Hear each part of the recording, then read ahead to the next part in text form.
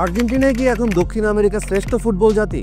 এমন প্রশ্নই যখন ভেসে বেড়াচ্ছে গোটা মহাদেশে, তখনই এ বিষয়ে মুখ খুললেন ব্রাজিল জাতীয় দলের নতুন কোচ কার্লো আনচেলত্তি। তিনি প্রশংসা করলেন সেই মানুষটিকে যিনি আর্জেন্টিনাকে বিশ্ব চ্যাম্পিয়ন বানিয়েছেন, লিওনেল স্কালোনির। কিন্তু শুধু প্রশংসা নয়, আনচেলত্তি জানিয়ে দিলেন ব্রাজিল এখন শিখতে চায় স্কালোনির টিম স্পিরিট থেকে। এভাবেই স্কালোনির প্রশংসায় পঞ্চমুখ ছিলেন আনচেলত্তি। সাম্প্রতিক সময়ে গণমাধ্যমে দেওয়া এক সাক্ষাৎকারে কার্লো আনচেলত্তিকে জিজ্ঞেস করা হয় আর্জেন্টিনা দলের কোচ স্কালোনি সম্পর্কে তার মতামত। আর সেই প্রশ্নে তিনি মুচকি হাসেন এবং বলেন তিনি বিশ্বকাপ জিতেছেন, তার চেয়ে বড় কৃতিত্ব আর কি হতে পারে। স্কালোনি দারুণ কাজ করে যাচ্ছেন। আনচেলত্তি যেহেতু এমন কথা বলেছেন শ্রদ্ধার সঙ্গে, সেটাকে কিন্তু হালকাভাবে নেওয়ার কোনো সুযোগই নেই। কারণ এই মানুষটি ম্যানেজ করেছেন AC Milan, Real Madrid, Chelsea, PSG, Bayern মিউনিখের মতো ক্লাব।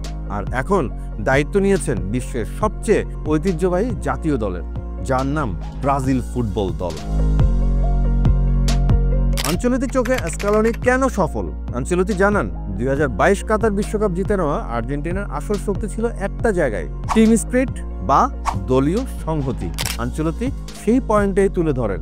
আর তিনি বলেন আর্জেন্টিনা দেখিয়েছে খেলোয়াড়দের গুণগত মান বা কোয়ালিটি ছাড়াও পারস্পরিক বন্ধন সবচেয়ে গুরুত্বপূর্ণ। তারা একে অন্যকে বুঝেছে, পরিবার হয়ে খেলেছে, আর সেই কারণেই তারা বিশ্বকাপ জিতেছে।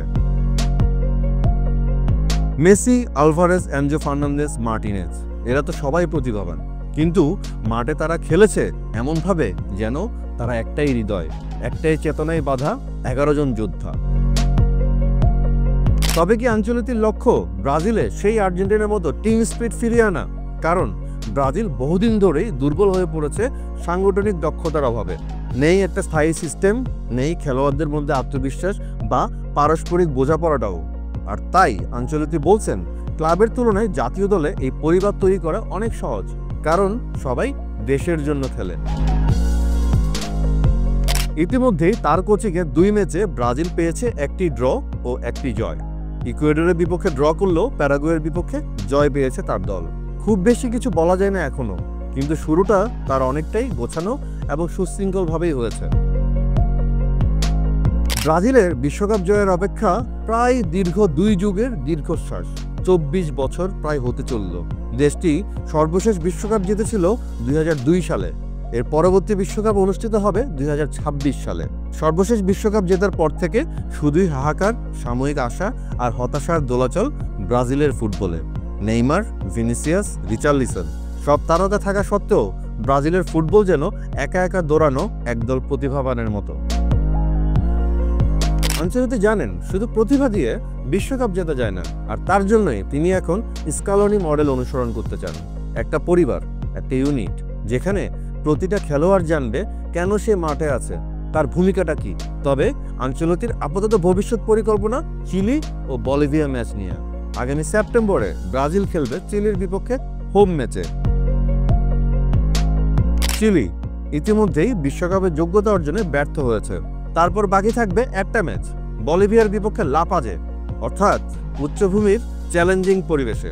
এই 2 ম্যাচ আনচেলত্তির জন্য পরীক্ষার মাঠ। কিভাবে স্কোয়াডকে আরো ঐক্যবদ্ধ করা যায়, কে তার স্কোয়াডে থাকবে, কারা হতে পারে বিকল্প, এসব নিয়ে পরীক্ষা নিরীক্ষা করার সুযোগ পাবেন তিনি এই 2 ম্যাচে। তবে শেষ কথা হলো ব্রাজিলের এবারের লড়াই শুধু বিশ্বকাপের জন্য নয়, বরং সম্মানের জন্য। আনচেলত্তি হয়তো ব্রাজিলিয়ান নন, তিনি সাম্বা নাচেন না, কাইপিরিয়ানাও খান না, কিন্তু তিনি জানেন কিভাবে জিততে হয়, এবং জিতলেও শৈল্পিকতা যেন হারিয়ে না যায়। ব্রাজিল ফুটবল দল অনেকদিন ধরেই একটা দিশাহীন দলের নাম ছিল। আজ আনচেলত্তির হাতে তারা আবার স্বপ্ন দেখতে শুরু করেছে। একটা দল যারা সুন্দর ফুটবল খেলবে, কিন্তু দায়িত্ব নিয়ে। একটা ব্রাজিল যারা শুধু প্রতিভা নয়, বরং উন্নত চিন্তা ও স্থায়ী নেতৃত্বে বিশ্বমঞ্চে ফিরতে চায়।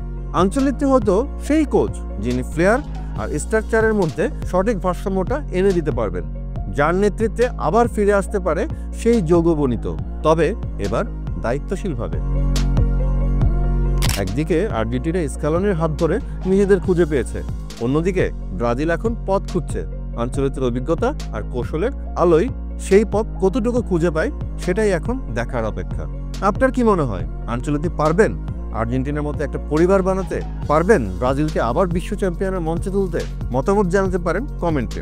ভিডিও ভালো লাগলে লাইক দিতে পারেন, সাবস্ক্রাইবও করতে পারেন, আর ফুটবল প্রেমী বন্ধুদের সঙ্গে শেয়ারও করতে পারেন। ফিরে আসছি আরও ফুটবল বিশ্লেষণ নিয়ে। ধন্যবাদ।